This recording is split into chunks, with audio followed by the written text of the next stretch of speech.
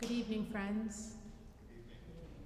Would you please rise, embody your spirit, and join me in the call to worship?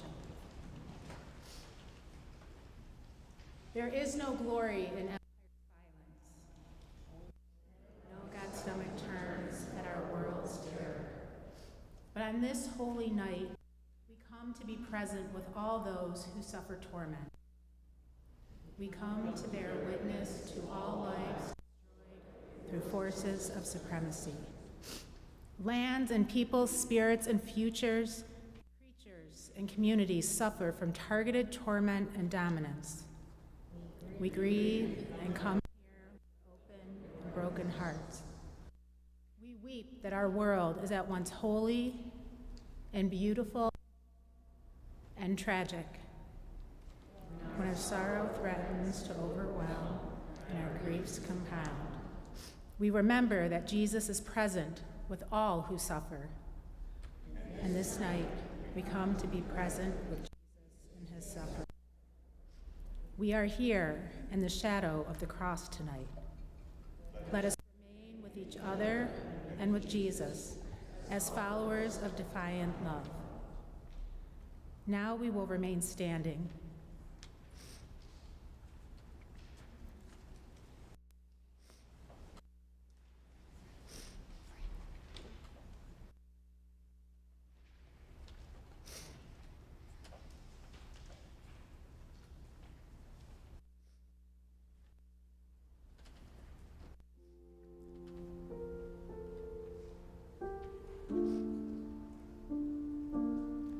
At a later moment, the cross is going to enter the sanctuary.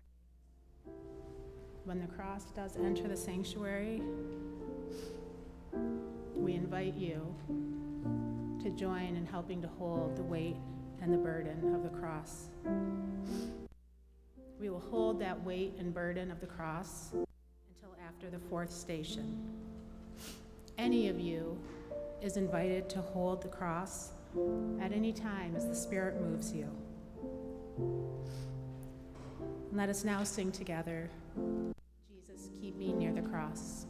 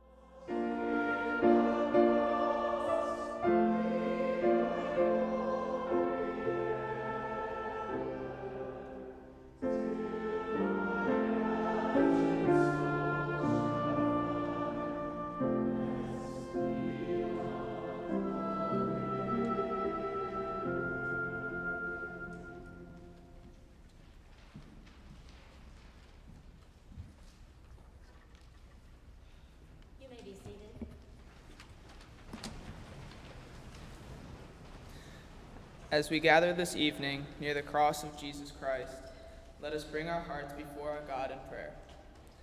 Our God, whose love for us knows no boundary, not even death, look graciously on us, your family, for whom Jesus Christ was willing to suffer abandonment and betrayal and humiliation and torture and death. Teach us your courage and show us what must die in us to free us for new life. Lead us in your way, the way of the cross. Amen.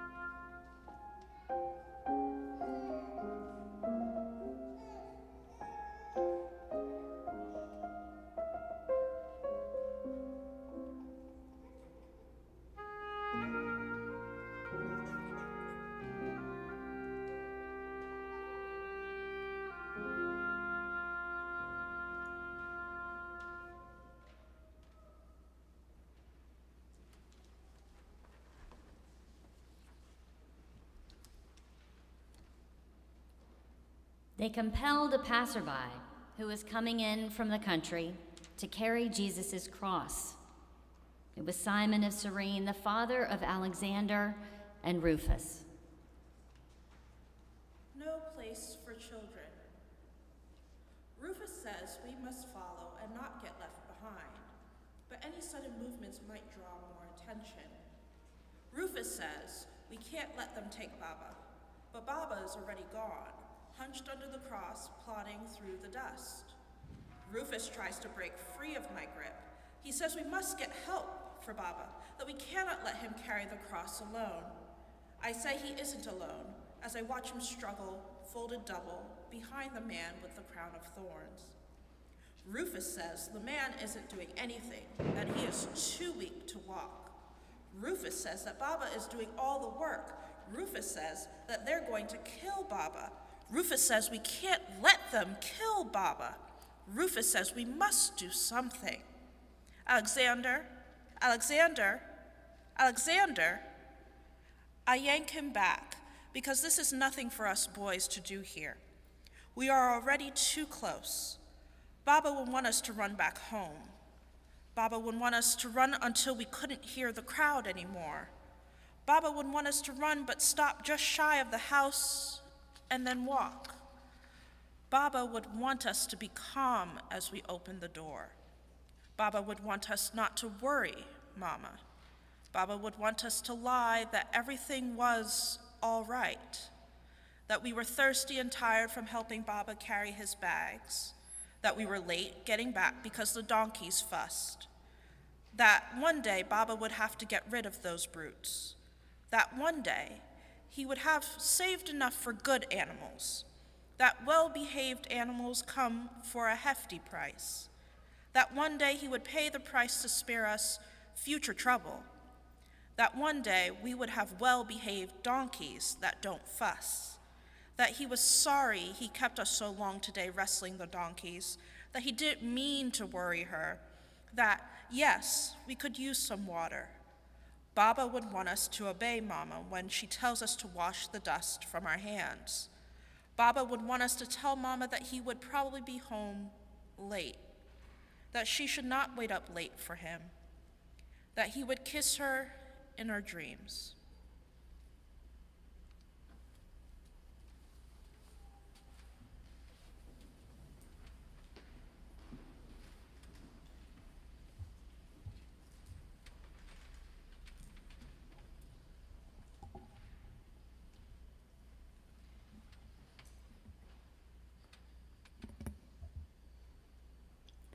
This is a lovely interpretation of this little snippet of scripture, don't you think?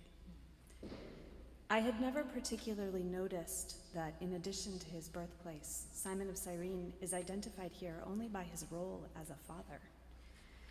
My own Sunday school lessons always focused on Simon's carrying of the cross as a kind of strange grace in Christ's time of need, compassion that carries him forward to his final moments. But Aurora's words point us away from these men treading the way of sorrows together, and instead to the reverberations of Christ's sorrows through the community, the echoes of these brutalities across the crowd and into the private homes of its witnesses, and down the generations in the persons of Rufus and Alexander. We learn so little from Mark about this Simon, but a tree may always be known by its fruit, and how much love and bravery these boys show in this moment, both of them.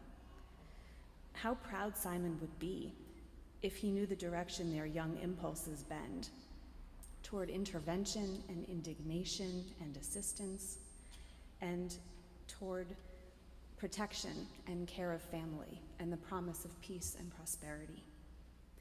The moral courage of these little boys is in such strong contrast to the crowd. I think it can only give us a bit of hope to consider that Christ's witnesses included this kind of person too, those who would grieve and return home forever changed. More difficult, I think, is that Aurora's verses also ask us to linger on the relationship between Christ and his son. God and his son.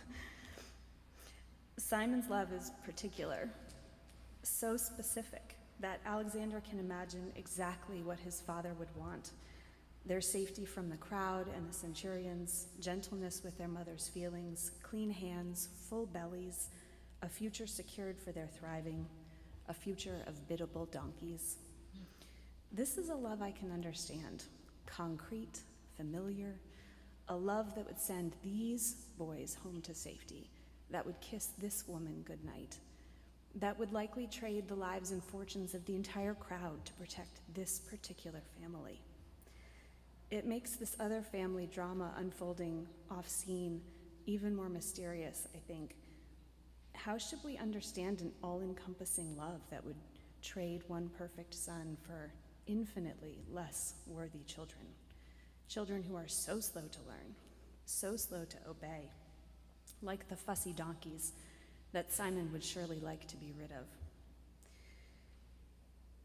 The lovable Rufus and Alexander will be offered salvation, but so will the crowd that has called for Christ's blood, and so will we. This love, this God, is not within the scope of my understanding. We can only know the tree by its fruit, and this is sorrowful fruit indeed.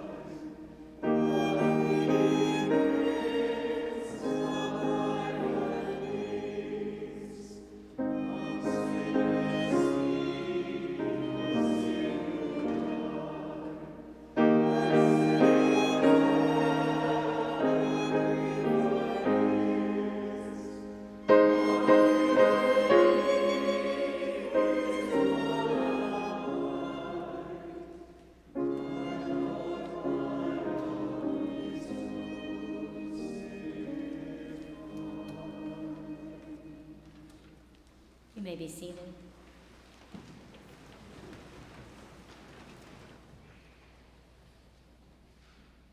Then they brought Jesus to the place called Golgotha, which means the place of the skull. And they offered Jesus wine mixed with myrrh, but he did not take it. Wine and myrrh. I would know that spice smell anywhere. The bite of the smokiness, the rasp scratching the throat, the bitterness that refuses to refresh the stinging. Weak and sleep-starved, my infant crying in my lap, I wondered how anyone could give such a foul-smelling gift to a child. I felt anger rising up my gullet to cut through the balsamic tang. The gift of myrrh was definitely not picked out by anyone who had given birth before. And now, they have tried giving it to my son, who wants myrrh when they are dying. Sand-riddled scum water would be better. Isn't my child's death bitter enough? Something about the smell. It reminded me of my mother, her eyes glowing like smoke to warn of a flash of fiery temper around the corner. Mother tended to disapprove of my journeys. The wine smelled of her disapproval. That's why I couldn't drink it. No matter how thirsty, I couldn't drink it. Stubborn child. If there was a law she found me afoul of, it was the commandment to honor thy parents. And honoring the heavenly parent who made me roam the cities with a message burning in my cheeks, I often had to go against what she wanted. Stopping in to eat in people's homes without advance notice, stubborn child. Sailing on choppy waters overnight with timid men, stubborn child.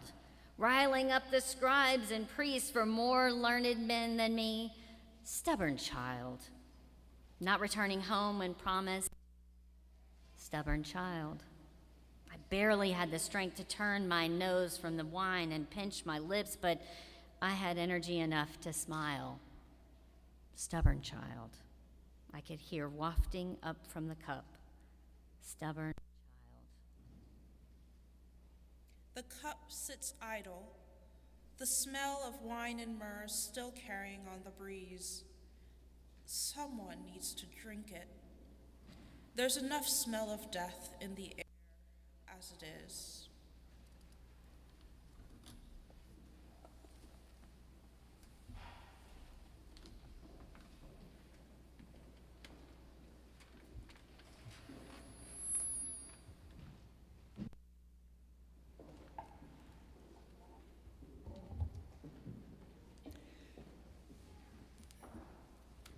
So what exactly is myrrh? Why did someone offer it to Jesus at the crucifixion? And why did he reject it? I recently learned that myrrh is actually resin that has been widely used as a painkiller, particularly in Egypt and China. So it makes sense that someone mixed myrrh with wine for Jesus in order to lessen his pain as he was dying. So why did he reject it?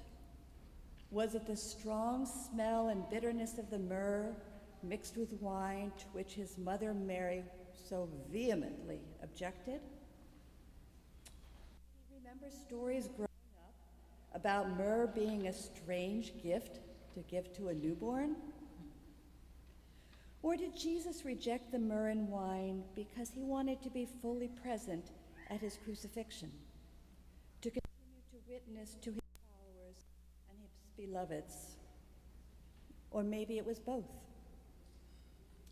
Throughout his life, Jesus chose his own path. He did not conform to the status quo if he thought it didn't make sense.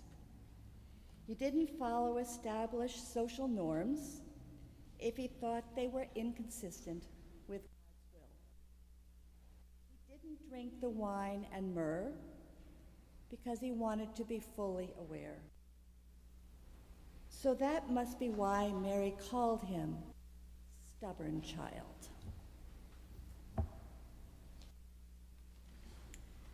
Instead of staying close to home, as Mary preferred, Jesus traveled widely to teach about God's love.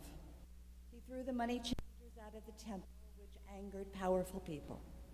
He cured people on the Sabbath, which was a violation of current religious law. And he raised Lazarus from the dead. Over and over again, he angered the scribes and Pharisees. He defied existing religious norms when they were nonsensical or unjust. But he did so in response to God's calling to bring greater love and justice into his world. And Mary, as a mom, I imagine Jesus' actions often frustrated or worried her. But long ago, the angel had told her that her unborn son was the Son of God. And so this devoted mom was probably also very proud of him. What is the myrrh in each of our lives? What tempts us to take the comfortable, perhaps the less painful path when we know that finding our voice and taking action would be more pleasing to God? For me, the myrrh can be like feeling I just don't have the time. I'm too busy. Sometimes it's feeling I don't have the necessary skills or knowledge. Or sometimes it's the fear of angering powerful people. Other times it's just hopelessness and feeling overwhelmed by the immensity of the injustices here and around the world. Fortunately, I'm part of this amazing, wonderful SPSA faith community, which never stops inspiring, encouraging, and nudging me along the way. I'm also encouraged by the millions of others in New York and around the world who are refusing the myrrh. I hear their stories and I see them on the news carrying banners and demanding change. I'm inspired by New Yorker Melendez and Hecker Arguinzones, who founded Venezuelans and Immigrants Aid and are essential partners in SPSA's migrant ministry. I'm grateful for Greta Thunberg and the other climate activists globally. I'm empowered by brave journalists like Shireen Abu Akleh and Mehdi Hassan. I'm inspired by the brave determination of medical personnel in Gaza, and of course, I gather strength from Dr. King, who clearly and relentlessly called out the evils of racism, militarism, and materialism. So this Good Friday, as we journey together through Holy Week and to Easter, I am grateful. I am grateful for Jesus' life and teachings. I am grateful for God's presence in our lives. I'm grateful for all those who can continually inspire me and give me hope. And I'm grateful for SPSA and for the joy, strength, clarity, and nudging that it offers to each of us.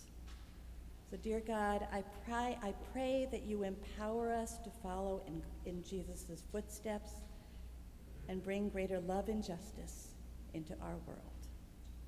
May it be so.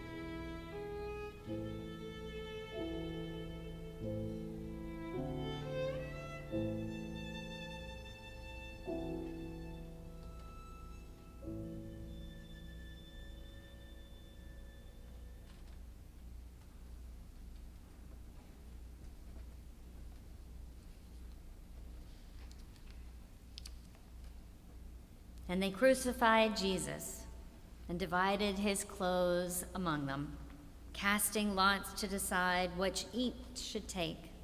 It was 9 o'clock in the morning when they crucified him. The inscription of the charge against him read, "The King of the Jews." Mercy, mercy. Where are my sons? Can I leave? Should I stay with him? Haven't I done enough? Did I do this? If I hadn't helped, he would have never made it. Maybe that would have been merciful. Maybe it would have been kinder to let him collapse and die on the road. But I had no choice but to carry his cross. I had no choice but to bring him here. They shoved me out of the way as they rushed to grab him. The cross clattered to the ground, chipping and splintering in spots. They yanked the robe off his trembling frame. Then they lifted the smock over his drenched head. I didn't see who did the straps of his shoes. Was I free to go? I stood frozen, unsure for so long. I didn't know if they would chase me if I ran. I looked back to say something to him, anything, whoever he was, to at least be courteous before abandoning him, before leaving him alone, but he was gone. He was lost, smothered in oppressive bodies. I could barely see his head, eyes flickering between the sandaled feet. What curses does it bring to wear a dead man's clothes? Time slowed as they argued over who would get what, haggling over a criminal's possessions. I pulled off my own cloak and put a hand to my shoulder, pressing the place where rawness had become so worn it turned numb, and the ache of the weight of the cross echoed somewhere deep inside me, far from my shoulder. He probably cannot feel it anymore. I tell myself, watching the man now hanging from his broken shoulders. He probably cannot feel it anymore. I tell myself, watching the blood trickle down his peeling hands. He probably cannot feel it anymore. If I think it enough, I hope it will become true. The heat might bake all feeling out of him. The arid air might dry out the tears he would cry. The wind might carry away his life's breath. Any minute now, it could be over. Mercy, mercy, it will be over soon. I will wait until it is over. I brought him here, and I cannot leave him just yet.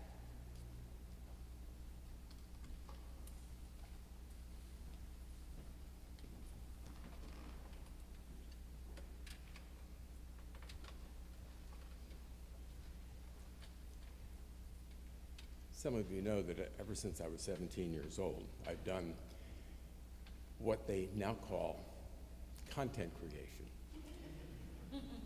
Lots of interviews for radio, books, magazines, probably 1,000 interviews, really. Sometimes as short as 2 questions at a fire when I was a news reporter, and sometimes more formal, with John Hope Franklin, John Lewis, Al Gore, Elton John even. But tonight, I want to continue our sacred imagination. And I want to do an interview with Simon of Cyrene. Just think of it as a podcast. Simon, thank you. Thank you for agreeing to talk with us. You know, I'd like you to kind of set the scene for us. I mean, here it is, it's Pesach. Shabbos is coming. I know you've probably got a lot of things that you were planning to do that day. And you're coming in from the countryside. You're coming into the city, through the city gate. And this man who's been beaten and is carrying a cross, he's going in the opposite direction. He's going outside the city gate to get to Golgotha. It's amazing to me that you two even get connected like this. Could you give me a sense of how that happened? The scripture account in Mark says that you're nothing more than a passerby and that you are compelled to do this. I looked in Matthew, same word, compelled. Then I looked in Luke. Luke says you were seized and forced to do this. Now, the occupying army had a lot of power. They could actually, I was reading about this, I know you know it already, they could actually requisition, that was the word they used, requisition a person and force that person to carry another person's cross up to 1 mile.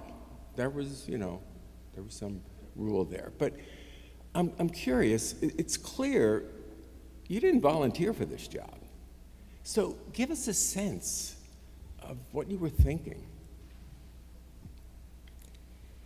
But somehow, something changed.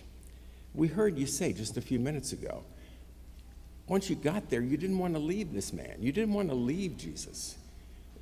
The soldiers were through with you. You didn't have to stay. But you had some sense that you needed to be with him. You changed. I guess it's kind of like the way we all change when we really enter into a person's life to really see what they're going through. We change. And once we change, we can't go back anymore. I kind of suspect that's what happened to you, right? I want to ask you about your kids, your boys, Alexander and Rufus.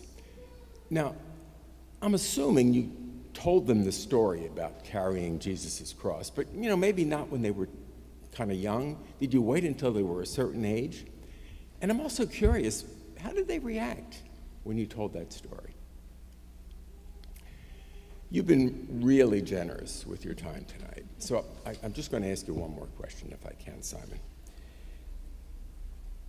A former colleague of mine, she's actually a priest, and a few years ago we were doing an interview about Good Friday. And she said that on Good Friday, all of us should remember that innocent people are still suffering and still dying, that we should be motivated to look around and see vulnerable bodies in our world, people who would be Jesus in our time. I'm wondering, with your experience that day, do you think maybe she's onto something with that? Simon, again, thank you for your time. I know you're busy. I know at this time of the year, a lot of people want to talk to you. But we certainly appreciate your time, and thank you for adding to our Good Friday.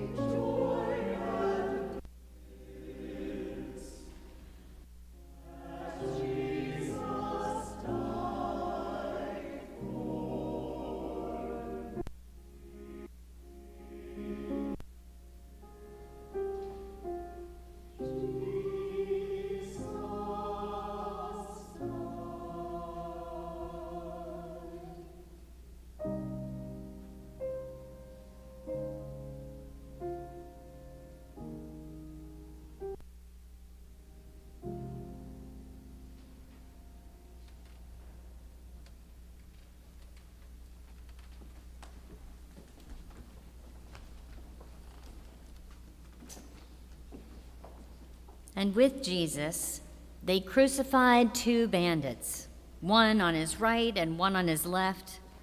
Those who passed by derided him, shaking their heads and saying, "Aha, you who would destroy the temple and build it again in 3 days. Save yourself and come down from the cross." In the same way, the chief priests, along with the scribes, were also mocking him among themselves and saying, "He saved others. He cannot save himself. Let the Messiah, the King of Israel, come down from the cross now, so that we may see and believe." Those who were crucified with Jesus also taunted him. Final thoughts.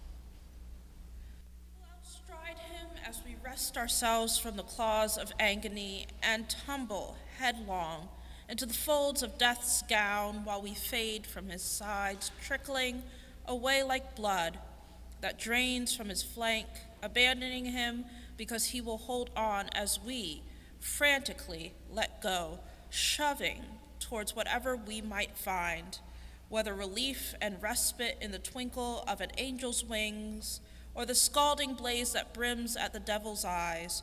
We will not fight a second longer than we must.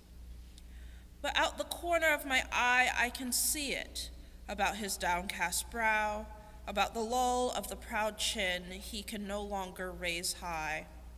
He will not soon look past the horizon of this life. He will not soon beckon the tide to break or the sun to go down. No, he will wait, because here on the cross he cannot prostrate or bow. For a moment he lives unbended before all who have forsaken him.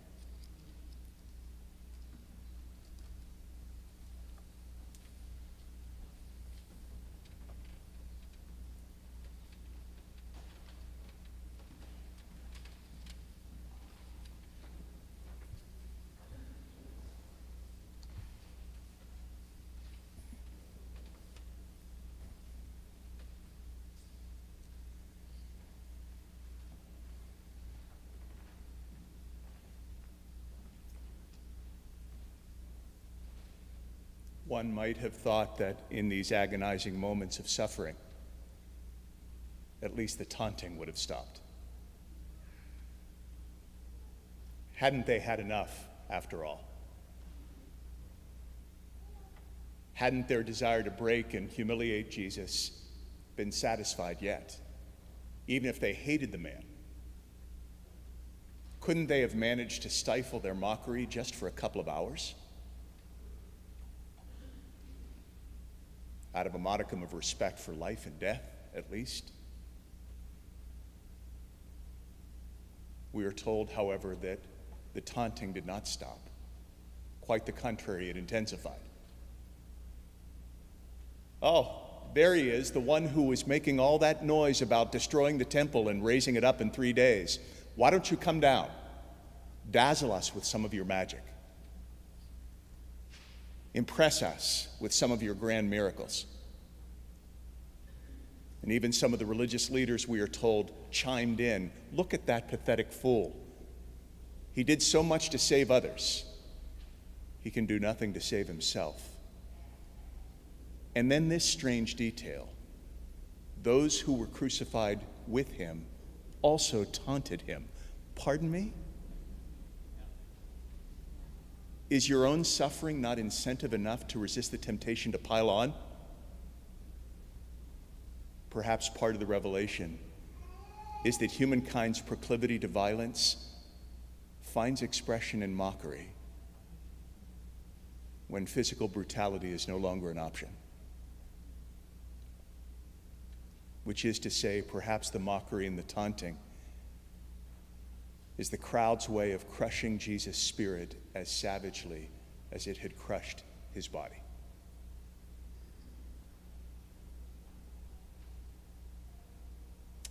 Aurora's evocative poetry, which I so deeply appreciate, helps us to imagine a moment in which perhaps, just perhaps, one of those criminals crucified beside Jesus lays aside his eagerness to taunt, long enough to make himself available to the possibility that Jesus actually deserves something far better than mockery. Out of the corner of my eye, I can see it. The poem imagines one of those criminals whispering beside Jesus. Out of the corner of my eye, I can see it.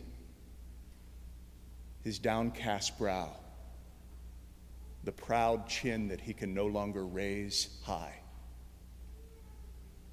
This Jesus will not soon look past the horizon of this life. No, he will wait. And here on the cross, this Jesus lives unbended before all who had forsaken him. Here on the cross, Jesus lives unbended before all who had forsaken him.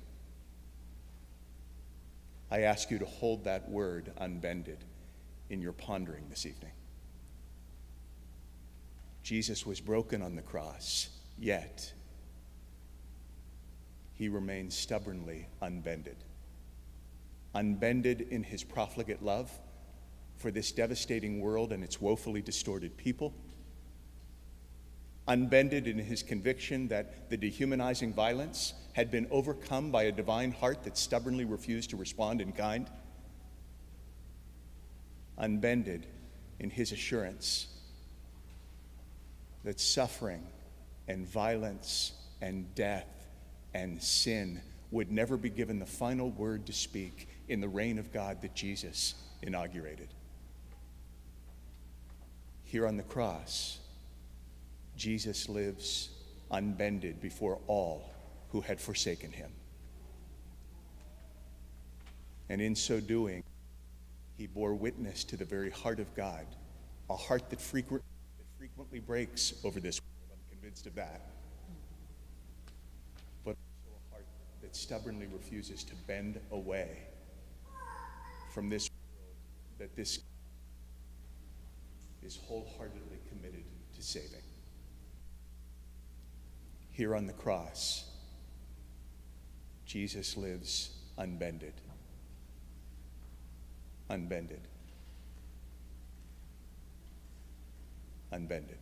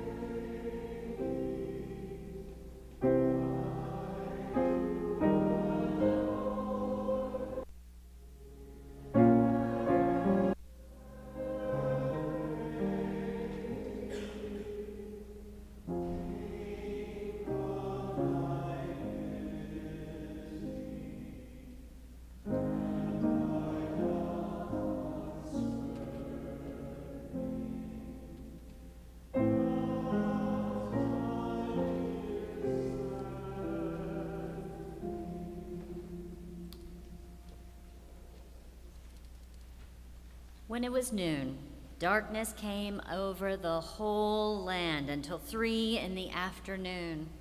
At 3 o'clock, Jesus cried out with a loud voice, my God, why have you forsaken me?"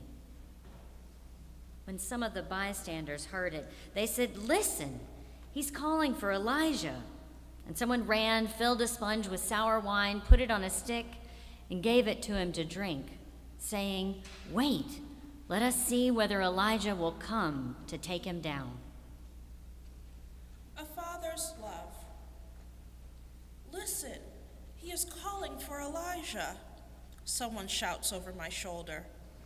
I know he isn't. This has nothing to do with Elijah. But if he called on Elijah, I have faith that Elijah would have saved him. But instead, he calls on his father.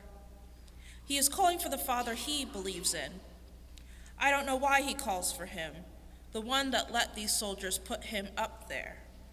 I've called on God, too, in times of need, and then held my wife as she labored in a barn. I called on God when I had nothing to give my newborn baby boy. And when my prayers were done, I was still only left with hay and a slop-stained manger.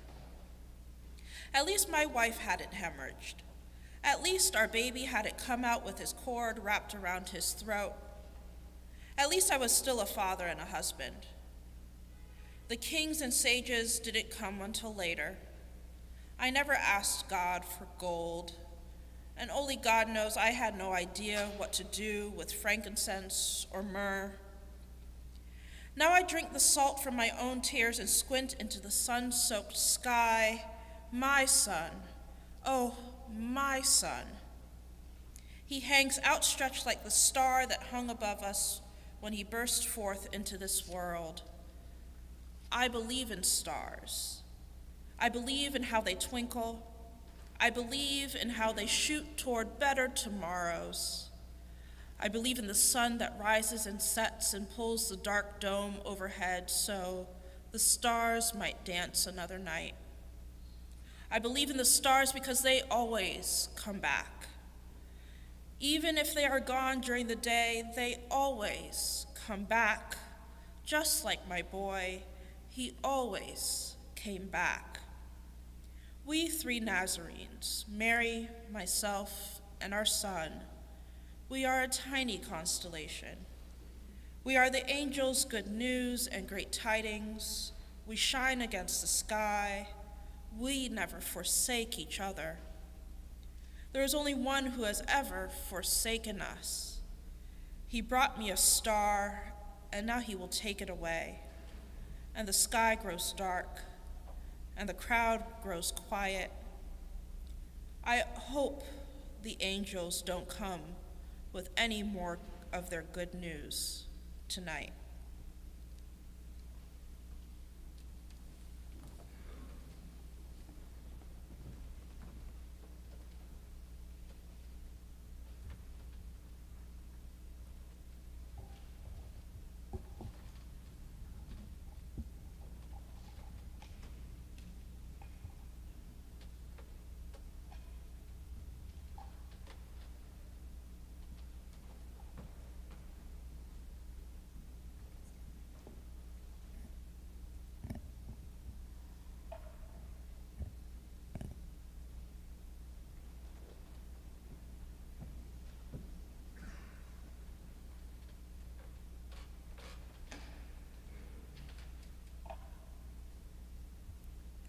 My God, why have you forsaken me? 9 of the most unforgettable words in the Bible.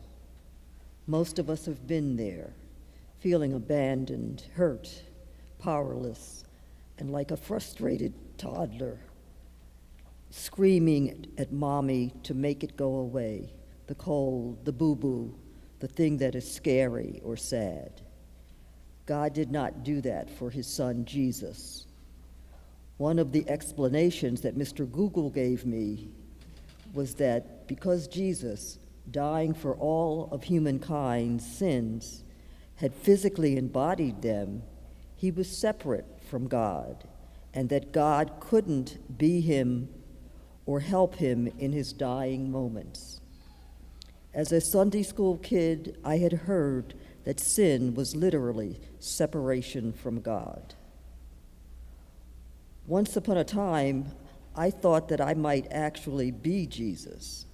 Mary and Joseph were not married when Jesus was born, and like Mary, my mother was not married when she had me. And so in my magical thinking way, maybe I was Jesus. That was the only explanation that made sense to me. For a good and faithful woman like Alethea, my mother, to have a child out of wedlock, as described in those days, the child, me, had to be Jesus. Talk about a God complex.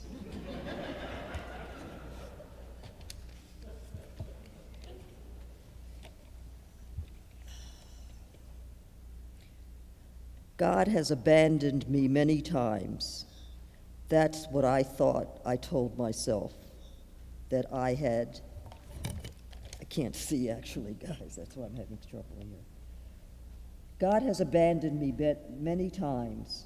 That's what I thought.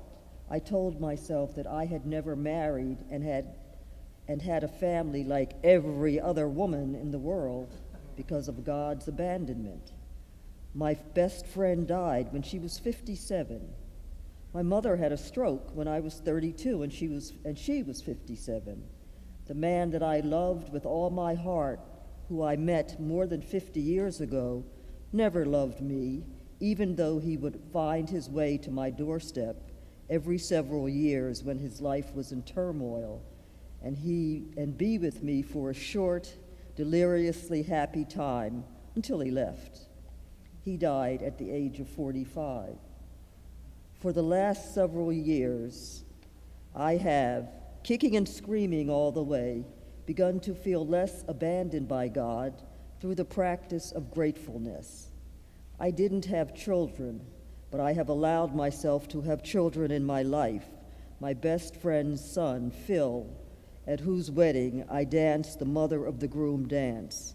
My adopted granddaughter, Sarah Yee, who actually adopted me. My second godson, Abe, who will be 3 on Earth Day, and the 6-year-old daughter, Savannah, of Oscar, my first godson, who is way past 40. For many years now, I have been genuine friends with the widow of the love of my life, this friendship began at his gravesite.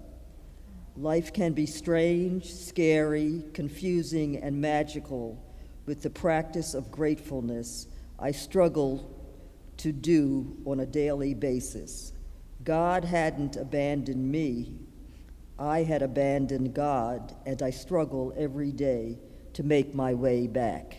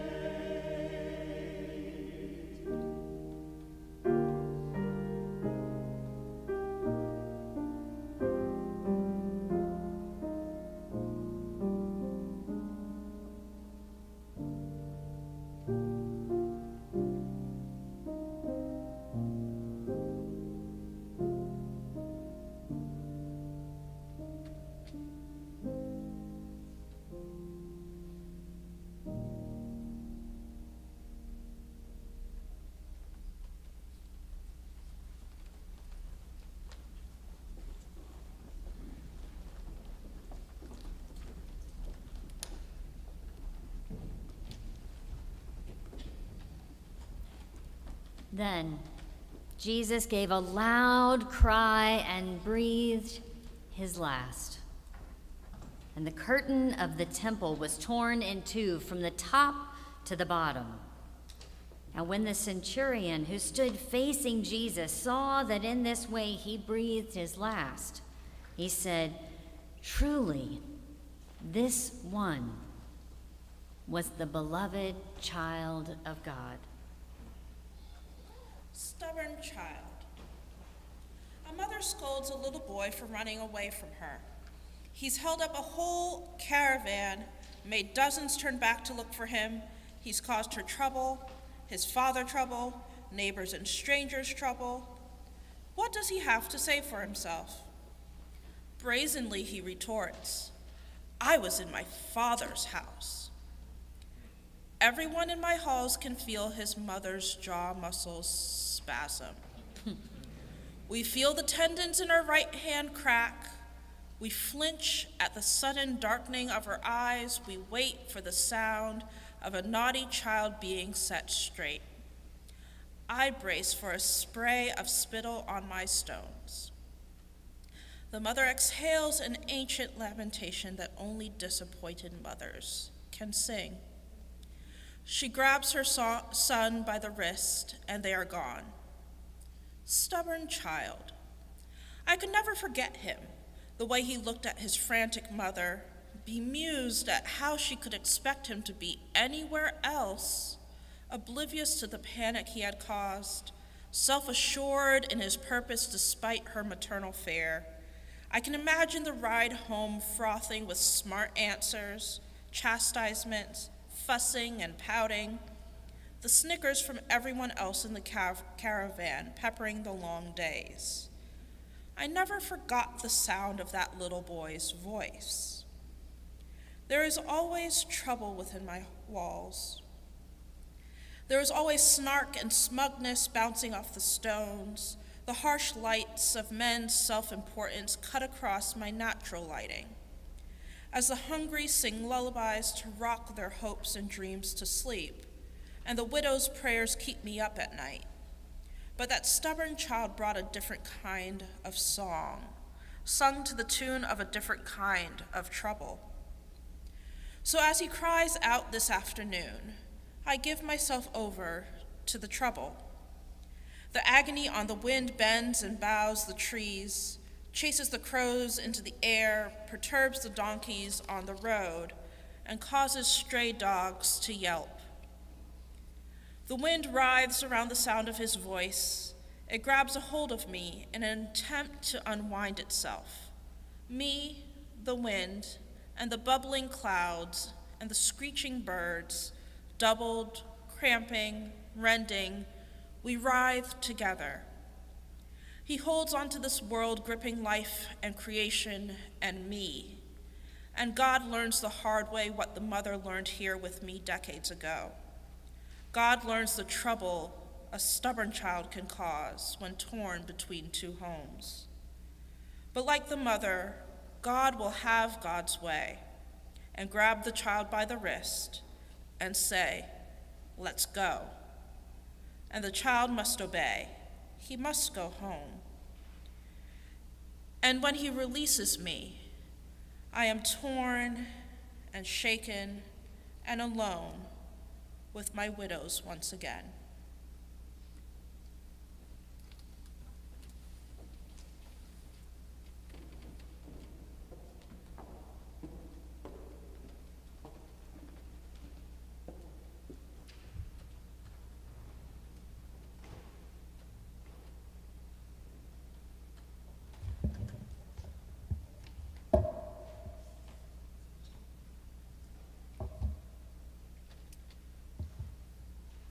I'm too tall.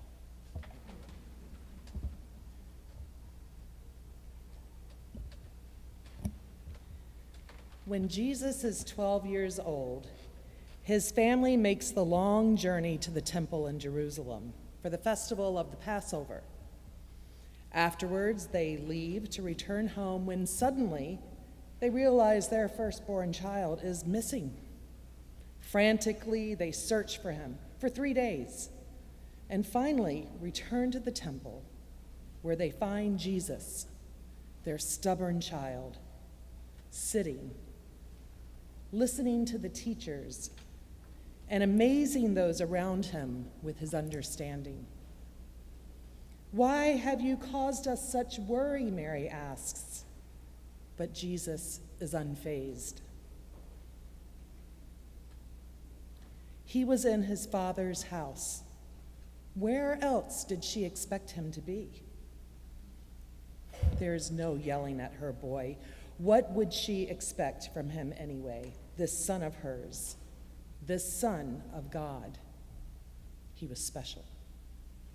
Even the walls of the temple never forgot this stubborn child, and the sound of his voice, the surety of his interactions with the teachers in the temple. We must imagine that Jesus and his family made this return trip every year for the holiday. I imagine Jesus amazed those in the temple more and more holiday. I imagine Jesus amazed those in the temple more and more with his questions, his understanding, and eventually his own teachings. I imagine the stones of the temple rung with excitement each year when it heard the stubborn child's voice, even as that voice grew into the voice of a man. What must the walls of that place, that house of worship, God's house, have thought when Jesus returned to it and, as Matthew tells us, drove out all who were buying and selling there, overturning the tables of the money changers and the benches of those selling doves. "It is written," he said to them, "my house will be called a house of prayer, but you are making it a den of robbers." I bet those walls straightened up and were proud of that stubborn boy who had grown into a stubborn man for calling out the chief priests and reminding them that this was God's house, not theirs. Yet on that dark and gloomy day, the day after the Passover, the walls of the temple shook as it heard once again the voice of this stubborn child as Jesus gave a loud cry and breathed his last. That curtain that the priests had hung in the temple to separate the people from God was torn in two so that now there were no barriers between God and his people. That temple that had become just a cold stone building that for years had dealt with trouble within its walls, thanks to men looking out for themselves instead of for the needs of those who came there to find refuge. But as the curtain was ripped in two, it was released from the grip of the priests, the money changers, the den of robbers, and it was home once again to the widows, to the lonely, to the hungry. It is a reminder to us to whom this beautiful old stone building has been entrusted to continue doing God's work, feeding the hungry, helping the poor and those in need, and glorifying God's name. May it be so.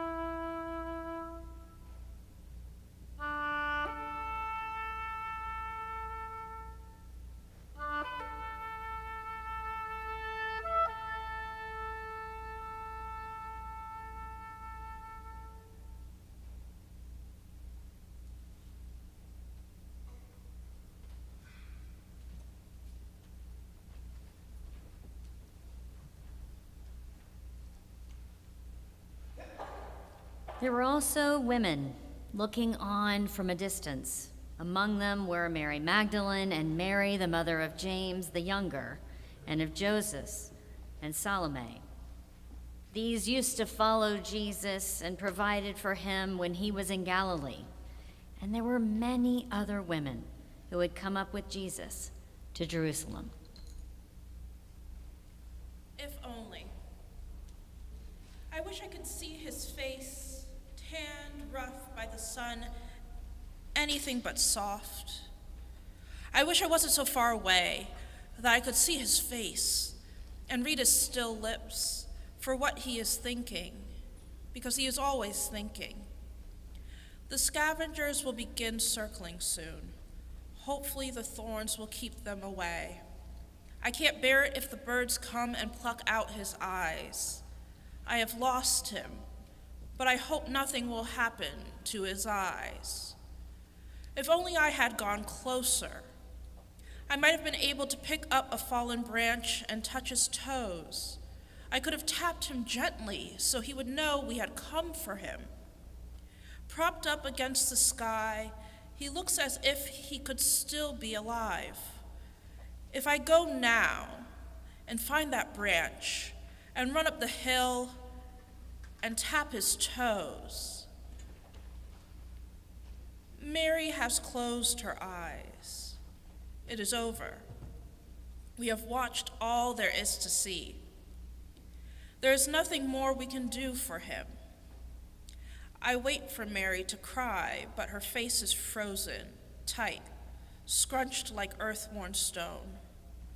All she can do is shake her head and swallow and shake her head again. I blink out my own tears and try to clear my vision. If I run up the hill now and touch his toes, if I go now to tell him we have come to Jerusalem for him, maybe he could blink back and smile and say once more, "Come, let's eat. We have come a long way."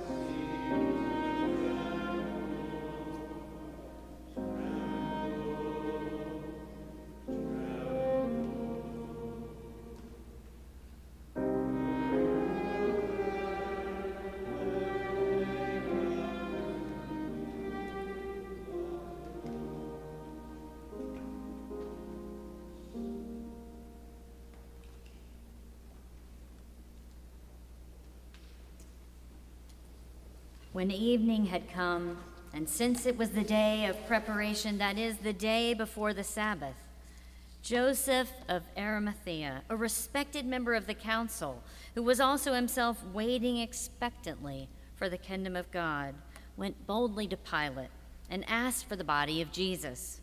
Then Pilate wondered if Jesus were already dead. And summoning the centurion, Pilate asked the soldier whether Jesus had been dead for some time. And when he learned from the centurion that he was dead, he granted the body to Joseph. Then Joseph brought a linen cloth, and taking down the body, wrapped it in the linen cloth, and laid it in a tomb that had been hewn out of the rock. Joseph then rolled a stone against the door of the tomb. Mary Magdalene and Mary, the mother of Joseph, saw where the body was laid. Mary's bundle of joy. Does he have children? You should ask him if he has children. Ask him if he would want his son hanging on a tree all night long, rotting for the whole world to smell. I don't think it's a good idea to be so forward with a man like Pilate. But I knew the pride of Rome must have a child or two. A man like that, he must. If you're going to be scared, don't bother. I don't need the body back to remind me that I've lost him. But he must be buried. Then you can't be scared. I look into her steady eyes and hold her gaze. She doesn't have the averted gaze of the widows at the temple. She doesn't sniffle or wipe her tears as they pull in the age lines along her throat. She is unblinking in the shadows, and then she smiles. When that man hands over my child to you, swaddle him for me. Wrap him up the way I did when I first held him. I wrapped him tight, and he slept so well. I was lucky. I didn't know how to be a mother. but she did know how to swaddle her bundle of joy. And when I get her son back, I will buy clean linen and wrap him just as she did. I will cradle his head and lay him down gently so he doesn't cry. And then I will return to the shadows, and I will tell his waiting mother that he sleeps well.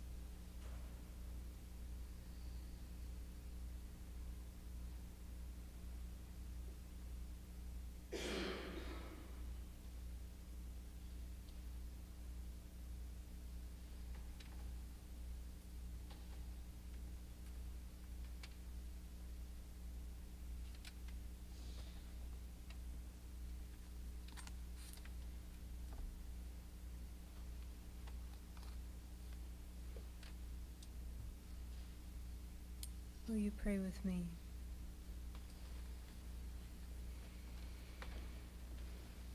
Oh God, God who is bleeding, God who cries out, God who is struggling and suffering and dying. Oh, Jesus. Can't it just be Easter already? Yet there you are, and here we are. We are here at the foot of the cross because you told us not to turn away, because we cannot bear for you to suffer alone. Because of love. We are here because of love. God, we don't even have to imagine your crucifixion this year. If we're paying attention, we witness you on the cross every single day. If we're paying attention, we know it is Jesus sleeping on the subway platform, hoping her exhaustion won't make her too much of a target for an assault, a robbery, or a push onto the tracks. We know it is Jesus murdered by police for being black and autistic in public, for being too alive to himself. We know it is Jesus whose skull was beaten into the bathroom floor by children who were fed lies and hatred about trans people. We know it is Jesus who, battered by cruelty and neglect, swallowed all their pills to make it stop. We know it is Jesus abandoned to drown in the river in Baltimore, last moments of life spent toiling over potholes to keep food on the table with no way to call for help. We know it is Jesus under the rubble in Gaza, Jesus bleeding out after the explosion that finally hit his family's shelter. Jesus whose existence was too inconvenient. Jesus whose death doesn't even seem to register, even though it's on everybody's Instagram feeds. Jesus crucified under the rubble. Oh God. God who is bleeding, God who cries out, God who is struggling and suffering and dying. Oh, Jesus, can't it just be Easter already? What a relief it will be when you rise from the grave, just as you said. What joy, what comfort, what blessed reassurance. We want so badly to rush ahead to the resurrection. And it will be joyful. It will be a miracle. It will be a balm and a redemption for our broken world. But even after your resurrection, Jesus, surely you are still bleeding. Your body and mind still rattled and bruised and broken. We're so overjoyed to see you again that we forget. So please, God, yes, you triumphed over death, but we are the ones who have to stop killing. Oh God. God who is bleeding, God who cries out, God who is struggling and suffering and dying. Oh Jesus. Here we are. Here we are. Keep us here. Keep us everywhere you are. We are here because of love. We will not turn away. Amen.